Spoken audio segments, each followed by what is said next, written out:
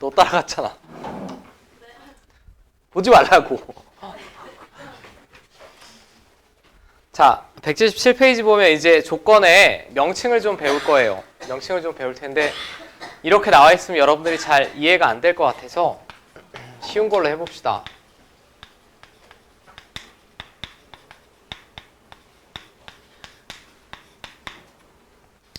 자, x는 2이면 x제곱은 4이다. 이 명제는 참이 맞지?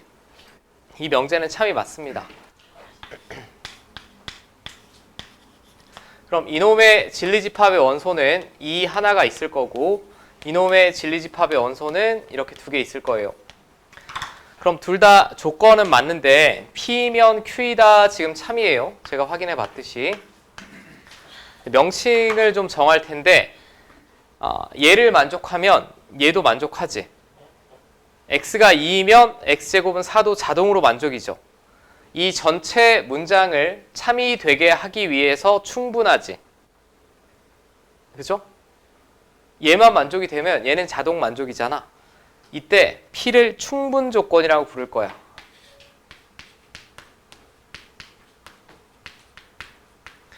이건 실제 여러분들 이제 국어 같은 데서 지문에서도 많이 볼 겁니다. 앞으로. 그리고 세상 살면서 뉴스에서도 많이 볼 거고. 근데 x제곱이 4다라고 해서 x가 무조건 2일까? 그건 아니지. 뒤에 있는 조건은 조건이지만 얘보다는 중요도가 조금 떨어지지 않아? 얘를 만족한다라고 해서 이 전체가 반드시 참이라는 보장은 안 되죠.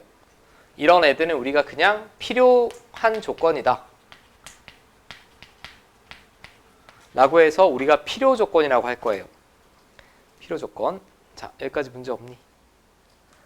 이 문장 전체를 참이 되게 하기 위해서 충분하니까 얘는 충분 조건이라고 할 거고 얘는 그냥 단지 필요만 하다라고 해서 필요 조건이라고 할 거야. 할 텐데 정확한 명칭은 지금 여기 조건이 PQ일 수도 있고 PS일 수도 있고 RQ일 수도 있습니다. 그러니까 명칭을 정확하게 정해야 돼요. P는 충분 조건은 충분 조건인데 Q이기 위한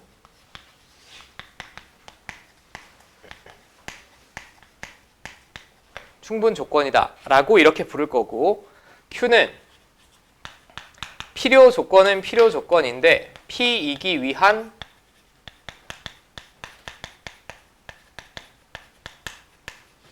필요 조건이다 라고 부를 거예요. 오케이. 자, 사람은 동물이다 참이지? 사람은 동물이다 참입니다. 사람이면 당연히 동물의 범주 안에 들어가 있으니까 그러니까 사람을 충분 조건이라고 할 거고 동물은 그 명제에서는 필요 조건이라고 할 거예요. 여기까지 문제 없어요. 근데 앞으로는 이건 제가 예시를 들어드린 거고 실제 문제에 보면 그냥 P, Q, R, S만 나와 있는데 이 상태에서 바로 필요 조건, 충분 조건을 읽어낼 수 있어야 돼. 읽는 그냥 외우는 요령은 간단합니다. 여러분도 살면서 좀 돈이 많고 가진 게 많은 사람들이 나눠주기가 쉽겠지. 화살표를 나눠줄 수 있는 애가 충분 조건이라고 기억하시면 돼요. 충분하니까 돈이 흘러 넘쳐서 그냥 나눠주는 애, 화살표가 나가는 애를 충분 조건이라고 보시면 되고 얘는 불쌍해서 화살표를 받아야 돼. 무언가 필요한 애. 화살표를 받는 애를 필요 조건이라고 이해하시면 될 것 같아. 오케이. 해볼게.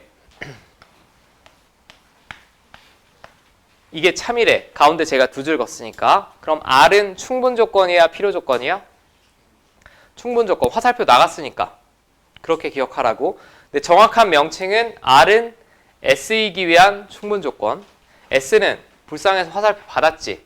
필요한 애야. S는 R이기 위한 필요 조건. 여기까지 됩니까? 이거는 뭐 논리적인 게 아니라 그냥 외우는 요령 말씀드린 거예요. 이제 조건을 많이 볼 테니까 바로바로 충분 조건인지 필요 조건인지 알아보려면 어느 정도 그 외우는 요령도 필요해서 제가 알려드린 거고. 자, 근데 특별히 뭐 이런 경우 있어요.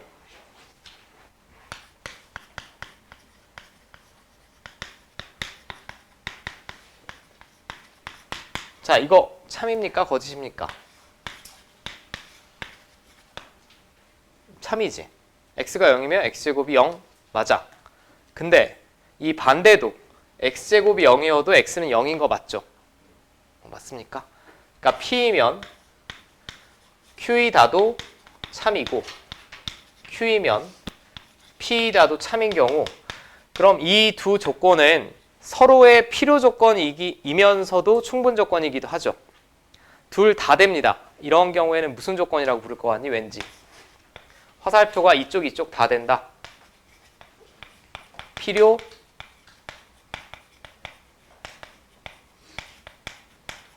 충분 조건이라고 부를 거예요. 오케이. 필요 충분 조건의 그러면 특징은 진리집합이 서로 같습니다.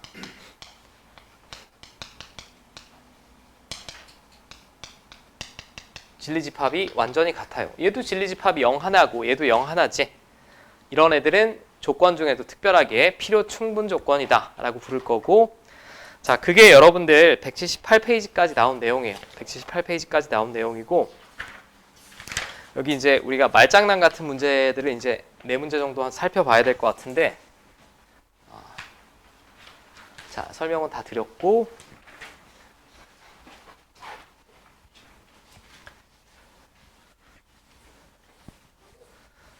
자, 필수예제 11번도 제가 앞선 수업 시간에 한 거랑 똑같아. 두 가지 방법이 있어요. 화살표 방향으로 조건을 파악하는 방법이 있고, 진리집합을 이용하는 방법이 있고. 자, P를 볼게. 지금 1번. 다음이 이게 조건이죠. 얘가 참이 되게 하는 원소는 뭐랑 뭐니? 1이랑 3이지. 2차 방정식의 해는. 자, 그럼 아주 정석적으로 풀어볼게. 자, 그럼 Q가 P에 포함이 되죠. Q가 P에 포함이 되면 조건의 화살표는 Q에서 P로 나가야 되고, 자, 그럼 P는 무슨 조건일까? 필요 조건이 화살표 받았잖아. 마지막에 문제에서 물어본 게 P는 Q이기 위한 어떤 조건이냐라고 했는데, P는 그럼 Q이기 위한 필요 조건이겠죠. 화살표를 받았으니까 이게 진리집합의 포함관계를 이용해서 제가 구해낸 거고, 자, 두 번째는, 자, P는 X는 Y랑 같대. 이건 X랑 Y랑 같다는 진리집합으로 나타낼 수가 없는 게 X랑 Y가 같은 게 너무 많지 않아? 11이어도 되고 빵빵이어도 되고 루트 2, 루트 2여도 되고 무수히 많습니다. 그럼 바로 위에 있는 진리집합의 포함관계처럼 해석하기는 좀 어려워요. 얘는 화살표 방향 그대로 볼게. X랑 Y랑 같으면 XZ랑 YZ는 같니? 양변에 뭘 곱하더라도 같지? 그지? 애초에 두 숫자가 같으면 양변에 똑같은 수를 곱해도 여전히 등호 성립할 거 아니야. 그럼 얘를 만족하면 얘는 무조건 만족이 됩니다. 그럼 반대도 만족이 되나? 얘랑 얘랑 같으면 X, Y가 꼭 같아야 돼요? 생각. 다를 수도 있어. 언제 다를 수 있을까? G가 0일 때, Z가 0일 때. Z가 0이면, 저는 영어 발음이 안 좋아서 G랑 Z랑 구분해서 발음할게. 자, 이게 성립한다라고 해도 예를 들면 X가 1, Y가 2, Z가 0이면 얘는 만족하죠. 이렇게 곱해도 0, 이렇게 곱해도 0이니까. 하지만 X, Y 같지 않지. 그럼 얘네 둘이 같다라고 해서 X, Y가 꼭 같다는 보장은 안 되죠. 이쪽은 성립을 안 합니다. 화살표 방향이. 그럼 이쪽만 성립할 때 P는 무슨 조건이니? 화살표 나갔지? 충분 조건이죠. 됐어요?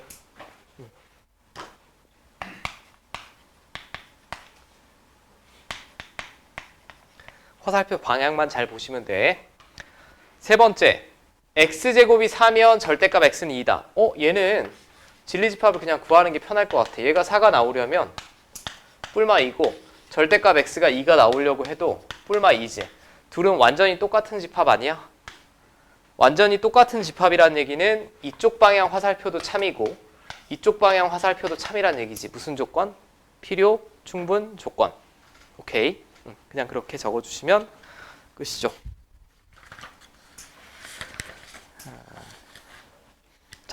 여기까지 할만할 것 같아.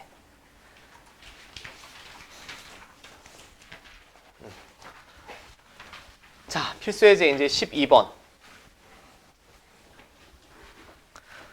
이제는 조금 방향성이 바뀌었습니다. 방금은 이제 PQ 조건이 주어졌고 이번에는 어떤 조건인지 모르고 이렇게만 나와 있어요. P는 not Q이기 위한 충분 조건이라고 했어요. 그럼 여기서 바로 명제를 작성하시면 돼. P가 not Q이기 위한 충분 조건. P는 그러니까 결국 충분 조건이잖아. 화살표가 나가야 되지. 이렇게. 맞습니까? 이 문장을 수학에서 약속한 식으로 표현한 게 이거고, 그럼 진리집합을 봤을 때는 이놈의 진리집합은 라지 P, 이놈의 진리집합은 Q의 여집합, 화살표 이렇게 나갔으니까 맞고 홍나서 이렇게. 맞죠? 그럼 이 상태로 그림을 그리고 알아보시면 돼. 아니 근데 그림 그리기가 너무 복잡한데요. 그냥 이렇게 그리시면 됩니다. 이게 Q의 여집합. 그 안에 P가 쏙 들어가 있으면 되고 전체 집합은 바깥쪽에 이렇게 있겠고, 그럼 이 바깥 부분이 뭐야 그냥 이게 Q의 여집합이라고 하면 이놈의 반대가 Q니까 이 바깥쪽 부분이 다 Q가 되는 거죠. 이런 식으로 그냥 그림 그리시면 되지. 자, 이 상태에서 1번부터 확인해 보면 P가 Q에 포함이 되냐? 지금 그러니까 P는 이거예요. 이게 P입니다. Q는 이거예요.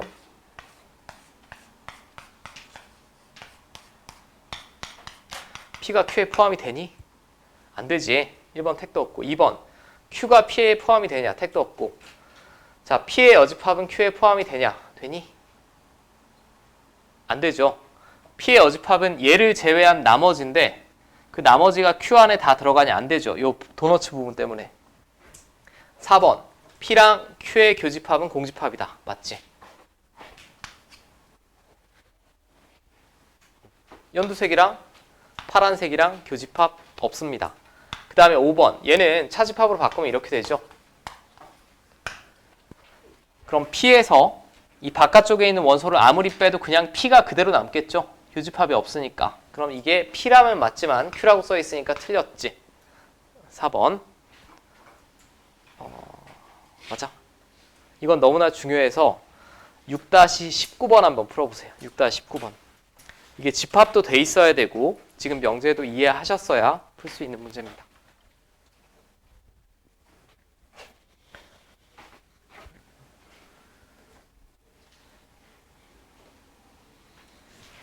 (19번) 왜 나를 보고 있어? 19번을 풀려니까.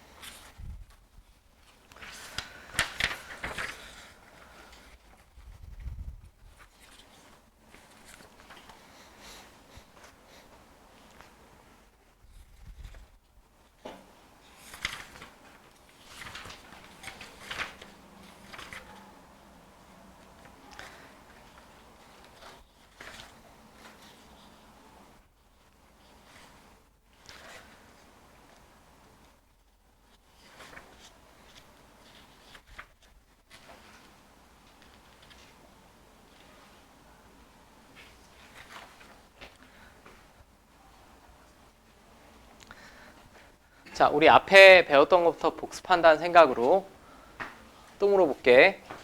집합의 관계식 나오면 뭘 알아야 된다고? 포함관계. 포함관계를 당신들한테 문장으로 주어지는 게 아니고 식으로 주어진 거라고. 그럼 저 식을 간단하게 연산한 후에 어떤 포함관계를 가지는지 살펴보셔야 돼. 그러니까 집합과 명제는 한 세트일 수밖에 없습니다. 이 단원 자체가.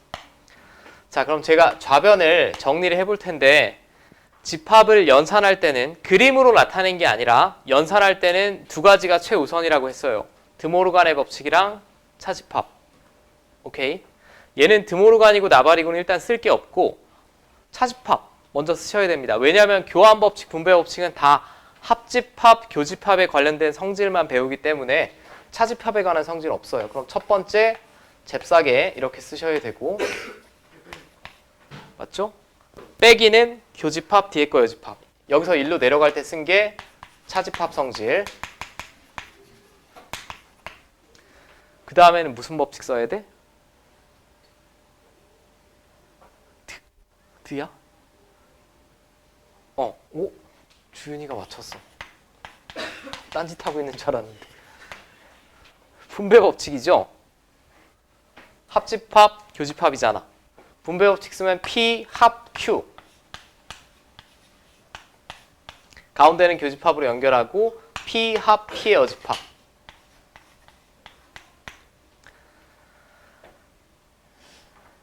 이게 뭘까요? P랑 P를 제외한 나머지랑 합쳤대. 나를 제외한 나머지 합치면 입안 전체 아니야? 전체지 전체. 외우는 게 아니고 이해하시는 부분이라고 했습니다. 전체 집합이에요.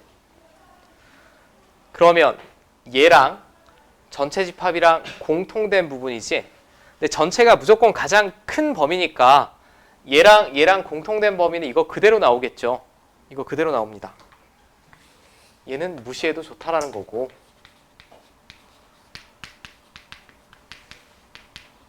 이게 제가 좌변을 간단하게 한 결과예요. 집합의 연산 법칙을 이용해서.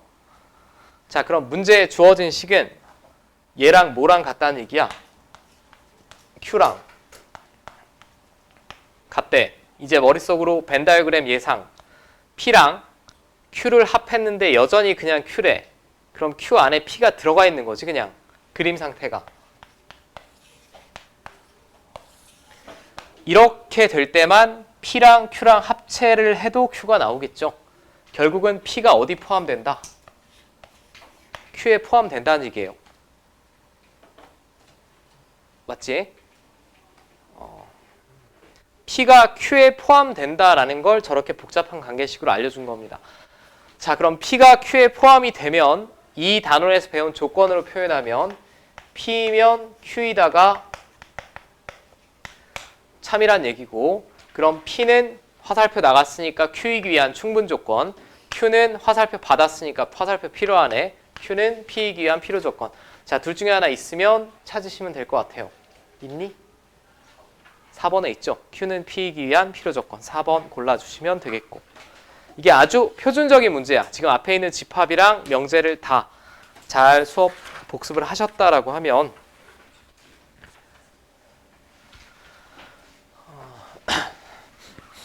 왜 이렇게 내 목소리가 울리지?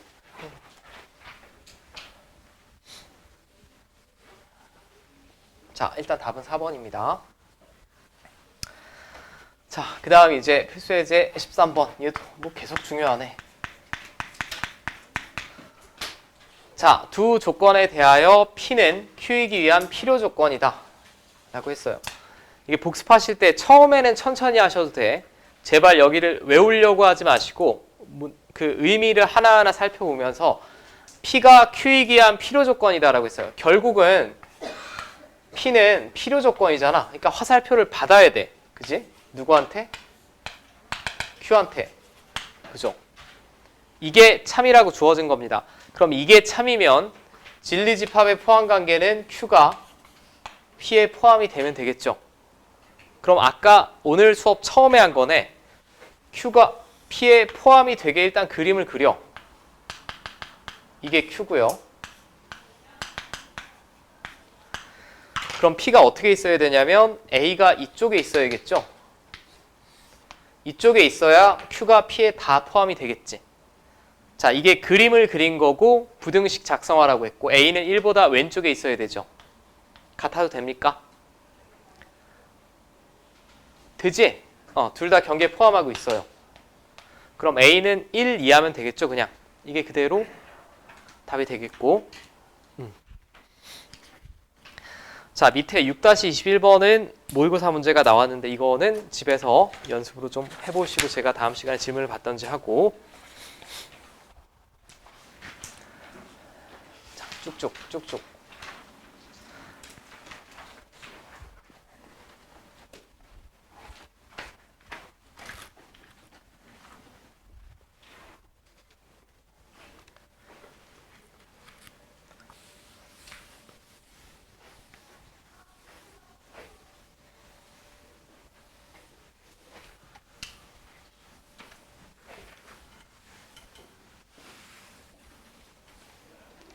자, 필수예제 14번.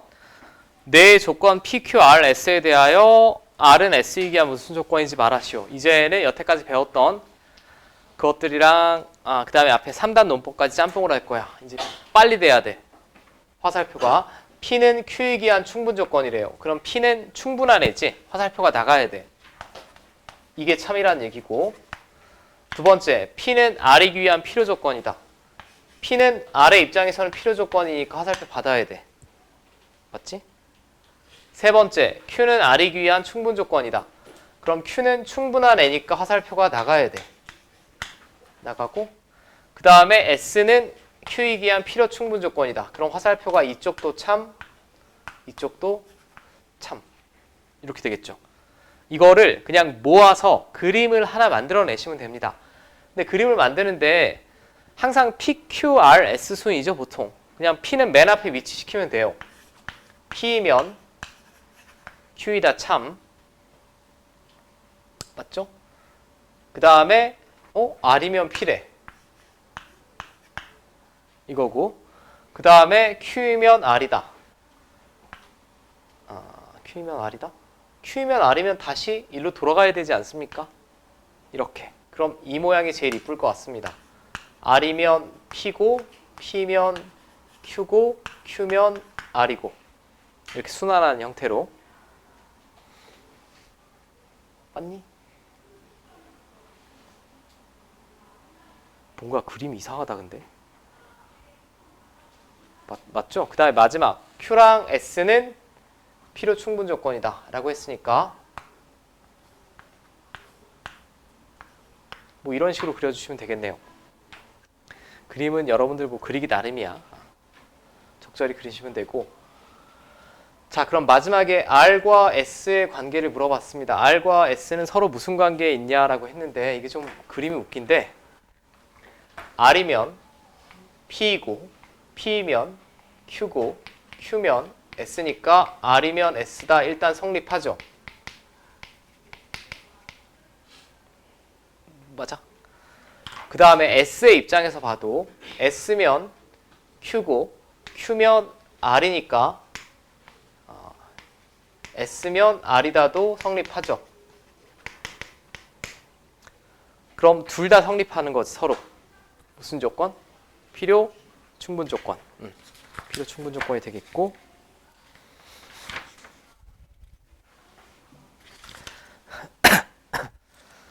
자, 이제 나머지는 쭉 해보시면 될 것 같고 제가 다음 단원으로 바로 넘어가고.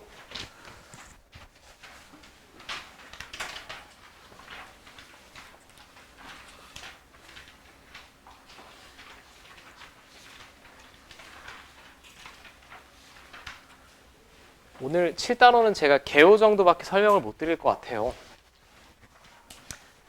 여기서부터는 아마 갑자기 공부하기 싫어지는 분들이 속출할 것 같은데 처음 배우실 때 가장 어려운 부분 중에 하나입니다. 이 단원 명칭 자체가 명제의 증명이지, 증명이 여러분들 중학교 때도 도형에서 몇 개 해봤겠지만 증명은 기본적으로 어렵습니다. 기본적으로 어렵고. 자, 첫 번째 정의, 용어를 먼저 정리를 할게요. 정의는 수학에 나온 어떤 용어의 뜻을 명확하게 정한 것. 용어의 뜻을 명확하게 정한 것이라는 얘기는 얘는 약속입니다. 약속. 자, 예를 들면 여러분들 중학교 때 배우신 분도 있고 뭐 잘 안 배우신 분도 있을 것 같은데 정삼각형의 정의가 뭔지 기억나니? 정삼각형의 정의 쉽잖아. 세 변의 길이가 같은 삼각형이지. 근데 세 내각의 크기가 같은 삼각형도 뭐니? 정삼각형이죠. 그럼 걔도 정이라고 하나? 아닙니다. 걔는 성질이라고 하죠. 예를 들면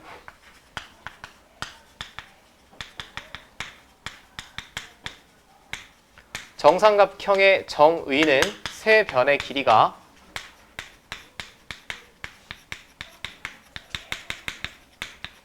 같은 삼각형을 말해요. 근데 세 내각의 크기가 모두 같더라도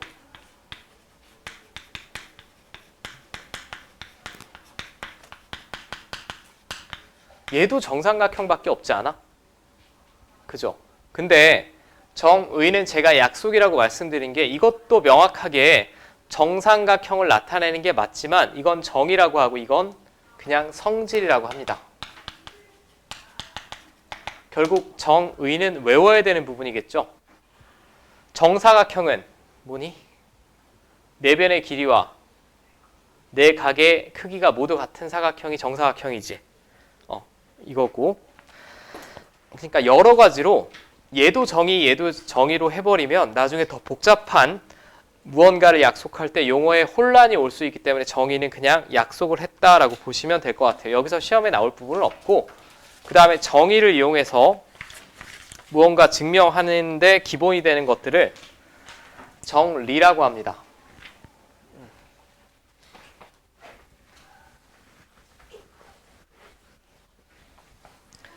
증명이 되는데 기본이 되는 명제. 자, 증명이 되는데 기본이 되는 명제. 여러분들이 알고 있는 정리 중에 가장 유명한 정리가 뭐니? 피타고라스 정리 있지 않습니까? 그럼 여러분들이 뭐 앞에서 다른 문제를 풀 때마다 피타고라스 정리를 증명하진 않았지. 그냥 받아들이고 증명이 끝났으면 증명 과정에만 쓰일 뿐이고 증명 자체를 다시 하진 않았습니다. 이런 것들을 우리가 보통 정리라고 해요. 그러니까 이 단원에서는 정리 같은 건 증명하지 않을 거야. 그리고 여기 소개가 되어 있진 않은데 수학에선 사실 공리라는 것도 있습니다. 뭐 예를 들면 여러분들이 이 중에 아무리 공부를 잘해도 제가 평행한 이런 보조선 선 두 개를 그었어요. 얘랑 얘랑 각이 같아달라. 같지? 각의 명칭은 뭐? 동의각. 근데 동의각이 같다라는 거 증명한 적 있니? 없죠. 1 더하기 1이 2인 거 증명한 적 있어? 없지. 이런 거는 뭐 공리라고도 하고 이런 것까지 증명하지는 않는다라는 거. 이건 그냥 받아들이자라는 거고. 자, 이제 어떤 명제가 참임을 밝히는 증명을 할 텐데 이건 간략하게 이 책에 살짝 소개가 덜 된 것 같아서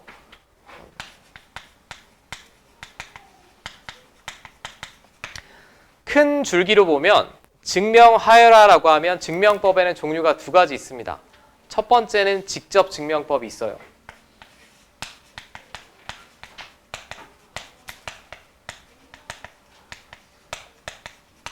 자, 직접 증명법은 보통 그냥 좌변에서 우변이 되는 것을 보이거나 우변에서 좌변이 되는 걸 직접적으로 보이는 걸 보통 직접 증명법이라고 해.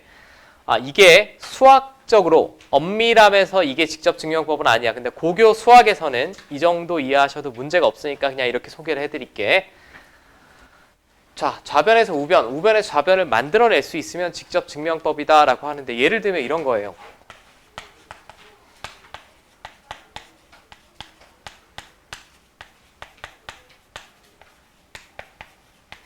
이거 여러분들 증명할 수 있죠. 만약에 동생이 이거 왜 이렇게 돼 형아 그러면 뭐 외워 병신아 이런 사람 없을 거 아니야. 그냥 왼쪽을 그럼 좀 나쁜 형하고 왼쪽을 분배 법칙을 써서 전개하면 우변이 나옵니다. 나와서 너무 많이 나오니까 우리는 공식화해서 이걸 곱셈 공식이라고 하고 외우잖아. 이게 직접 증명법이에요. 자, 이게 직접 증명법이고 저는 가장 간단한 예시를 든 거고 사실상 여러분들이 앞으로 이공계 학문을 하다 보면 직접 증명법은 굉장히 어려울 때가 많습니다. 이건 간단한 예시를 들어드린 거고 2단원에서 다룰 건 아니야. 2단원에서 다룰 건 아니고 2단원보다는 뒤쪽 절대부등식에서 다룰 거고 이건.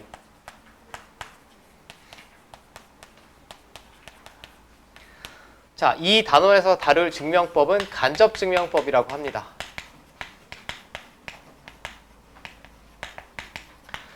근데 간접증명법이 다시 말씀드리지만 나중에 뭐 이 중에 수학을 전공하거나 뭐 공대를 가시거나 대학교에서 이렇게 범위를 구분하진 않습니다. 근데 고교 수학 정도에서는 이렇게 이해하셔도 문제 없어요.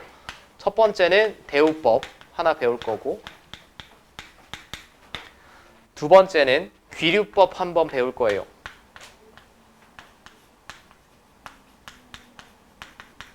제 글씨가 기억이 귀야, 귀. 여러분들 귀. 귀류법 하나 배울 거고, 세 번째는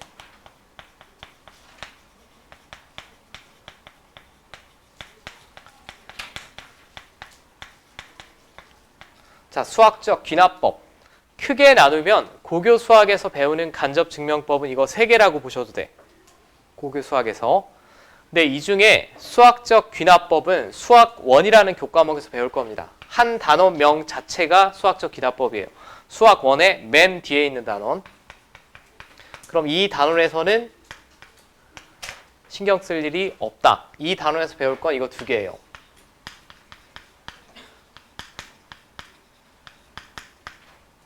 수학하에서 배울 건. 자, 대우법은 이미 우리가 사실 배웠어. 앞에서 뭘 배웠냐면 본래 명제랑 대우는 진리값이 항상 같다라고 했죠. 진리값이 항상 같다라고 했습니다. 그럼 예를 들어보면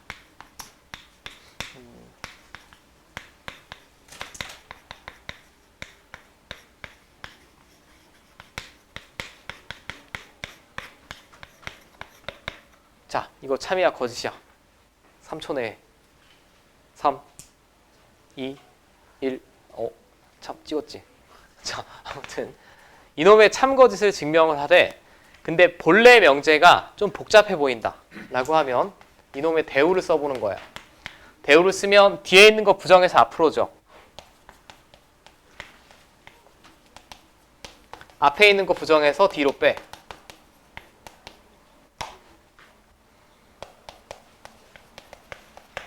이건 맞니? 틀리니? 맞지? 이게 참임을 알아보기에 훨씬 더 편안한 모양새 아니에요? 편안하다고 했죠. 그럼 얘가 참이면 얘도 자동 참인 거지. 본래 명제랑 대우 명제가 진리값이 같다라는 걸 앞에서 증명이 끝났어.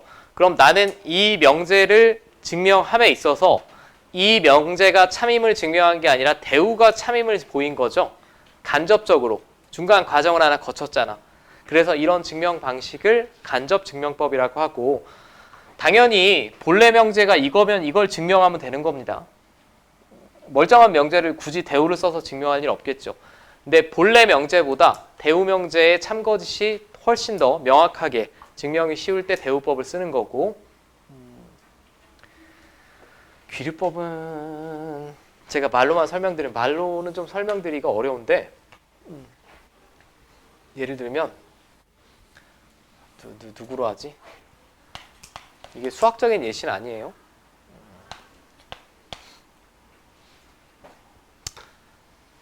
여기 뭐 0이 없죠.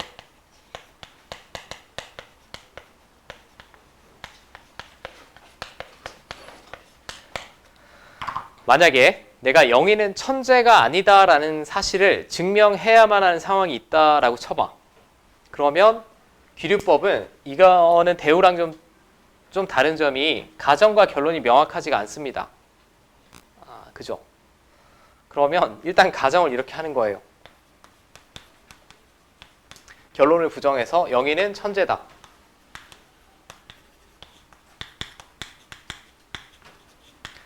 그리고 내가 하나하나 조사를 하는 거지. 영희가 정말 천재인지 모든 과목의 점수를 정말 천재라면 천재가 머리만 좋으면 천재인가? 아무튼 시험 잘 보는 걸 천재라고 합시다.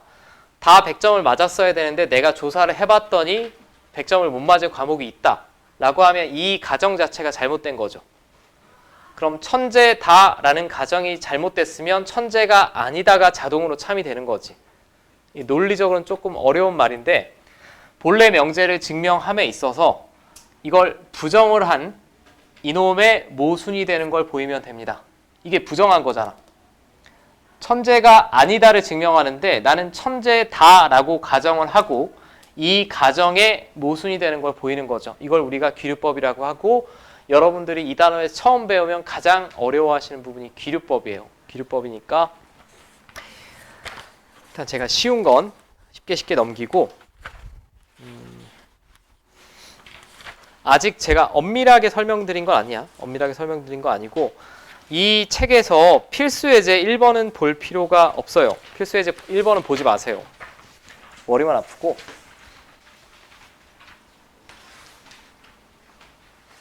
저는 필수 예제 2번부터 볼게요. 2번.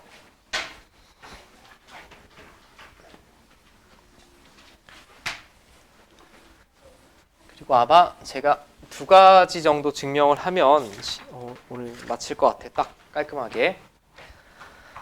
자, 다음 명제가 참임을 대우를 이용하래. 그럼 1번부터 보면 자, 인원 부정해야 되죠. 여기까지가 가정이고 이 결론입니다. 그럼 이거 부정해서 앞으로 부정하면 또는도 부정해야 되지. 이고로. 그럼 저거 부정하면 A가 1이고 B가 1이면 A, B는 1이다. 이거 부정해서 D로. 맞습니까?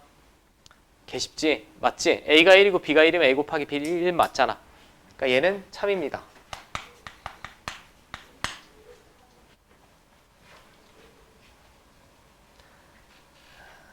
맞죠? 그 다음에 2번째는 옆에 메모해 두시기를 결론도 외우셔야 돼요. 이건 앞으로 피타고라스 정리처럼 모든 증명에 기본적으로 쓰일 거니까 지금 제가 증명은 해 드릴 거지만 그 결론까지 외워주시오. 그리고 이게 좀 너무 제가 당신들 헷갈리는 거라고 할 수도 있을 것 같은데 자연수 n에 대하여 n이 짝수이면 n도 짝수이다.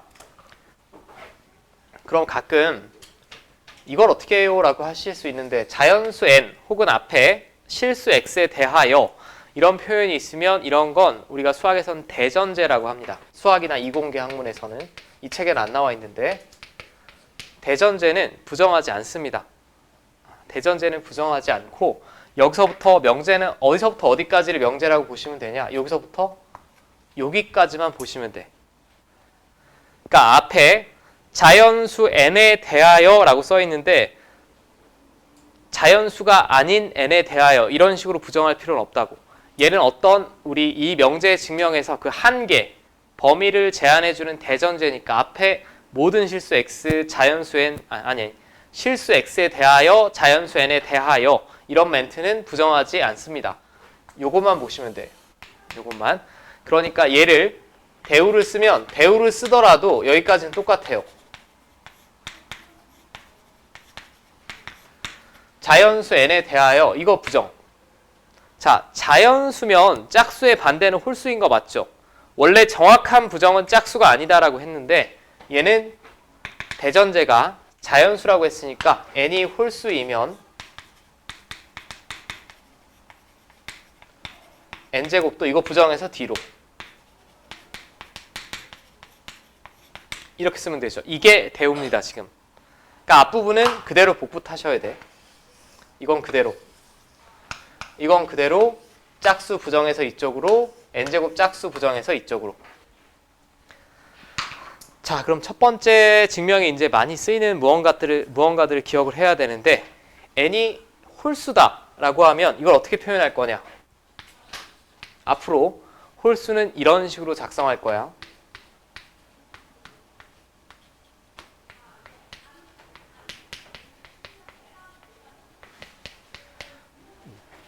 홀수가 무수히 많잖아. 무수히 많은 홀수를 제가 다 표현할 수가 없죠. 자연수면 1이면 1, 2면 3, 3이면 5니까 모든 자연수 다 표현할 수 있지. 자, 이 상태에서 n제곱을 제가 구해볼게.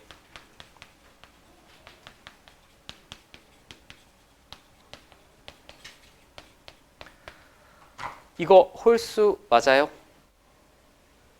모르겠는데요? 라고 하실 수도 있는데 여기서 수학상 나온 내용이 쓰입니다. 짝수 홀수는 2로 나누어 떨어지면 짝수고 나머지가 1이면 홀수죠. 이거 2로 나눈 나머지 구할 수 있어 없어? 당신들 배웠잖아. 2로 나눈 나머지 구할 수 있죠. 2로 묶어내면 됩니다.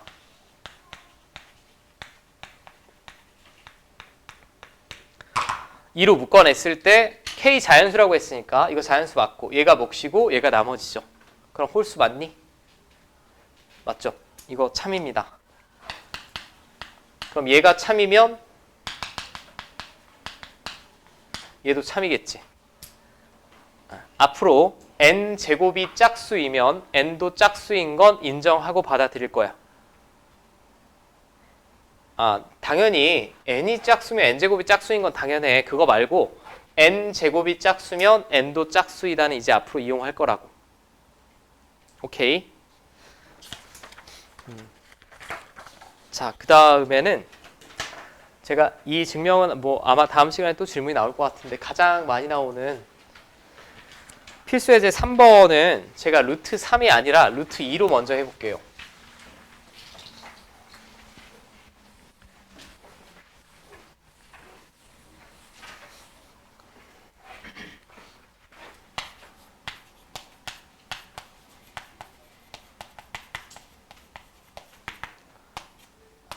자, 이걸 증명할 텐데 자, 이게 오늘의 마지막 증명이 될 텐데 미리 말씀드리지만 어려울 거야. 어려울 거고 이건 증명 과정 통째로 외워두시는 편이 어느 정도 좋습니다. 자, 루트 2는 무리수이다. 맞습니까? 맞죠? 우리 무리수라고 배웠잖아. 중딩 때부터. 근데 얘를 증명을 하래. 증명을 하라고 하면 이건 가정과 결론을 구분하기가 명확하니? 명확하지가 않습니다. 그럼 간접증명법에서 수학하에서 배우는 게 대우법이랑 귀류법인데 둘은 명확하게 차이점이 있어요. 가정과 결론 구분이 명확하면 대우법을 쓰시면 되고 가정과 결론의 구분이 좀 애매하다. 애매모호하면 귀류법이라고 보시면 돼. 가정, 결론, 구분이 모호하면 귀류법. 자, 이제 제가 순서를 들어드릴게.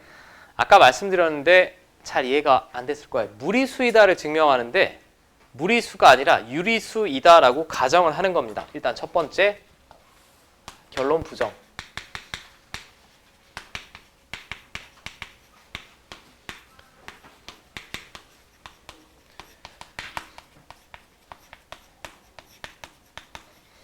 그리고 나는 뭘 할 거냐면 유리수이다라고 두고 유리수가 안 되는 모순된 결과가 나오는 걸 보이면 유리수이다라는 가정 자체가 잘못된 거지. 유리수가 아니면 자동으로 무리수죠. 실수해서. 자, 그럼 여기는 용어의 정의는 아까 말씀드렸듯이 약속이니까 유리수의 정의가 뭐니? 유리수의 정의가 뭐죠?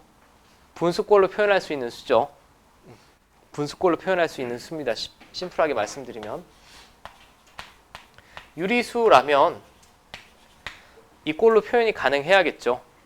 여기서 m과 n은 서로 소인 자연수. 어떤 유리수를 데려오더라도 m분의 n인데 m과 n이 서로 소면 무슨 분수 형태로 표현했다는 얘기지? 무슨 분수? 이게 뭐야? 기하분수. 그죠? 기하분수. 2분의 1, 10분의 5, 20분의 10 다 똑같지만 그런 표현 방법이 너무 많잖아. 어떤 유리수를 데려오더라도 기하분수꼴로 표현할 수 있다는 얘기예요. 여기까지 문제 없니? 자, 그러면 이 식을 정리를 해볼게. n은 루트 2m이죠. 이게 맞다라고 하면 그 다음에 양변 제곱해볼게.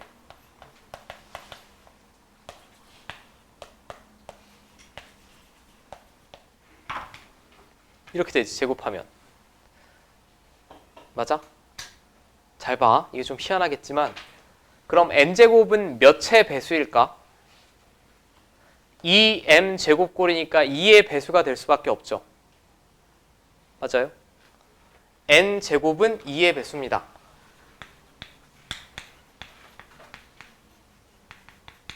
그럼 방금 전에 제가 결론 외워달라고 했네. n제곱이 2의 배수면 n도 몇의 배수? 2의 배수라고 결론 외워달라고 했지. 바로 전 문제에서. n제곱이 2의 배수이므로 n도 2의 배수입니다. 맞죠? 이거 1번식이라고 할게. 그럼 이제 2의 배수는 어떻게 표현하면 될까? 2k 꼴이 되겠지? 2로 나눠서 나머지 없어야 되니까. 이거 1번식의 대입하면 여기다 2k 집어넣으시면 이렇게 되고요. 자, 그럼 m제곱은 2k제곱 나오지. 그럼 m제곱도 몇의 배수야? 2의 배수 아니니? 2 곱하기 어떤 자연수 꼴이니까. 그럼 m제곱도 2의 배수입니다.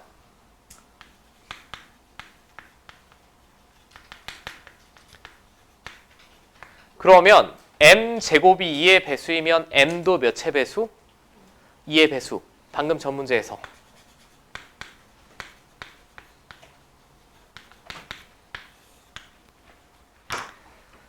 자, 그럼 결론이 여러분들 조금 와닿지 않겠지만 아직은 익숙하지 않으니까 와닿지 않겠지만 마지막 결론이 어떻게 나왔냐?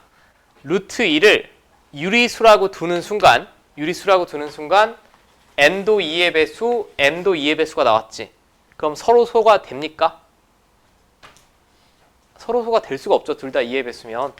그럼 이 가정이 어떻게 됐다는 얘기야? 잘못됐다는 얘기지.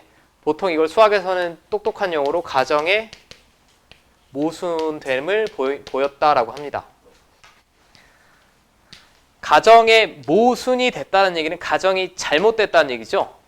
가정이 잘못됐다는 얘기는 루트 2를 이렇게 둔 거 자체가 글러 먹었다는 얘기니까 유리수가 아니라는 얘기예요. 그럼 뭐가 자동으로 참이지? 유리수이다가 거짓임을 제가 보였으니까 얘가 자동으로 참이 되는 거죠. 일단 논리의 흐름을 이해하시면 돼. 당연히 여러분들이 수학자도 아니고 아마추어 수학자가 아니니까 이걸 이렇게 두고 이렇게 증명할 생각은 처음에 못하겠지. 못합니다. 못하지만 우리는 이런 방식으로 이 과정을 이해만 하시면 돼요. 일단 이해만. 됐니?